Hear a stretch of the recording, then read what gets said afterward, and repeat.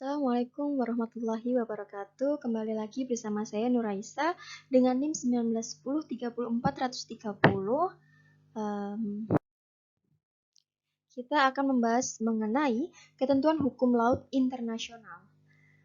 Yang akan dibahas adalah yang pertama, pengertian tentang hukum laut internasional, kedua, perkembangan hukum laut internasional, ketiga, Konvensi Jenewa tahun 1958, keempat, zona ekonomi eksklusif, landasan kontingen, dan lain-lain, kelima, hak untuk menunda dan menolak perlintasan.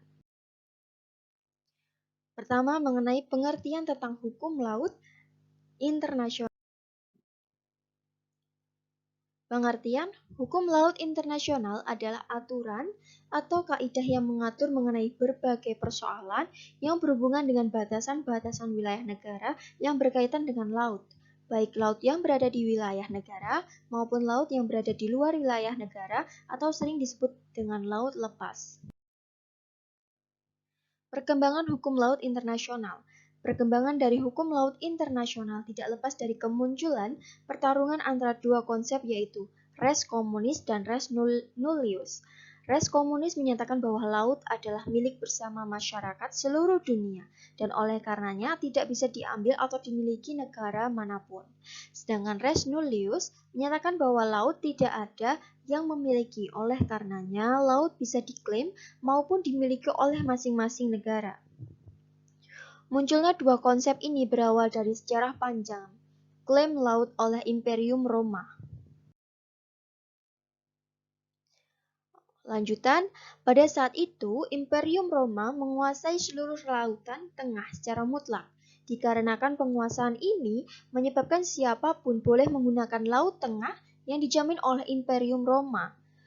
Penguasaan ini merupakan implementasi dari konsep res communis, sedangkan pengimplementasian konsep res nullius yaitu hak yang dimiliki penduduk tepi pantai untuk menangkap ikan yang dekat dengan pantai. Kepemilikan suatu kerajaan dan negara yang berdekatan dengan tepi pantai inilah yang merupakan konsep res nullius. Pembahasan selanjutnya mengenai Konvensi Jenewa tahun 1958.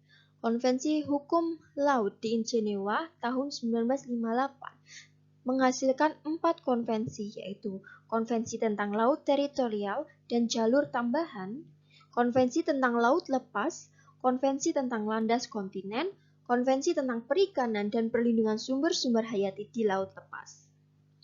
UNCLOS 1 dan 2 dinilai gagal menentukan lebar laut teritorial dan konsepsi negara kepulauan yang diajukan Indonesia. Zona ekonomi eksklusif, landasan kontingen. ZEE atau zona ekonomi eksklusif merupakan suatu daerah di luar laut teritorial yang lebarnya tidak boleh melebihi 200 mil yang diukur dari garis pangkal yang digunakan untuk mengukur lebar laut teritorial. Selanjutnya mengenai landas kontingen.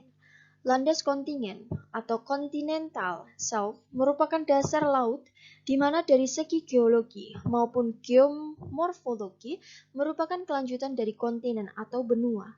Panjang landas kontinen dari pantai hingga kedalaman laut 200 meter. Pengaturan ini berdasarkan oleh ketentuan Konvensi Hukum Laut Perserikatan Bangsa-Bangsa.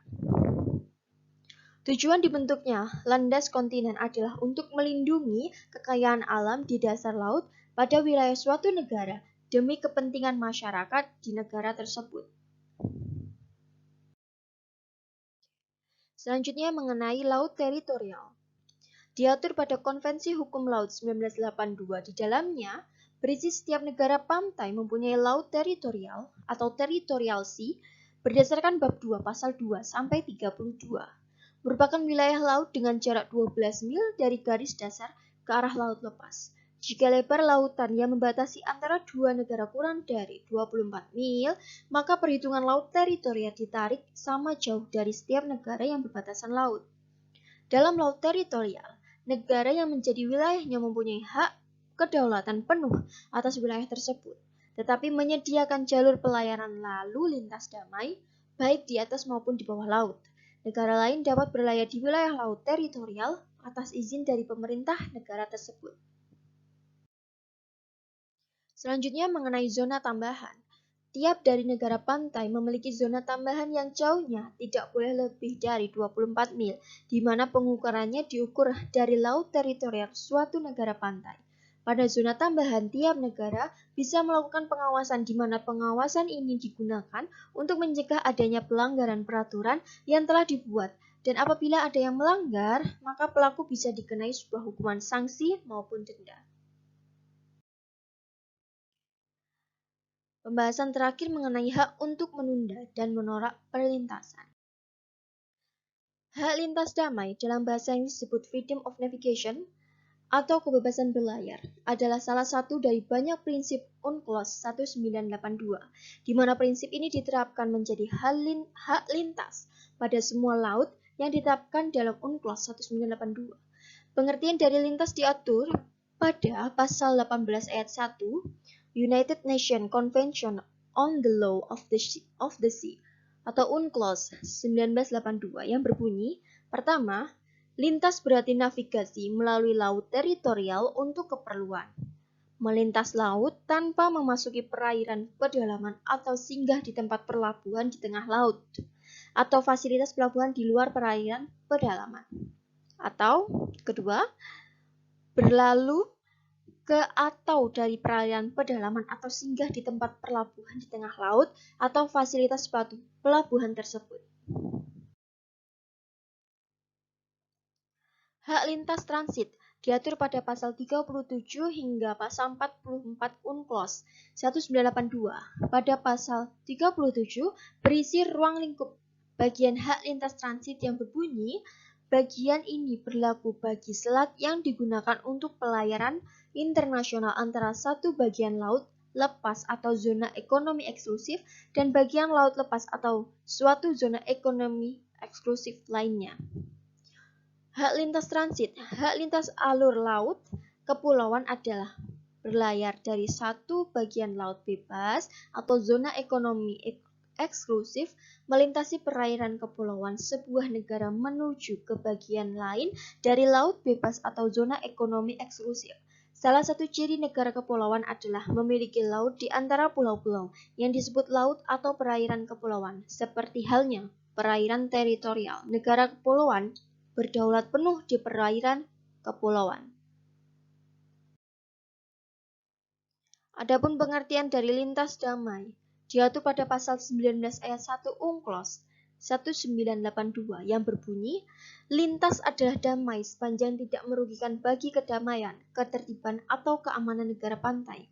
Lintas tersebut harus dilakukan sesuai dengan ketentuan konvensi ini dan peraturan hukum internasional lainnya. Itu saja yang bisa saya sampaikan. Mohon maaf jika ada kekurangan, karena kesempurnaan hanya dari Tuhan dan kesalahan datang dari setan. Saya hanya korban. Terima kasih. Wassalamualaikum warahmatullahi wabarakatuh.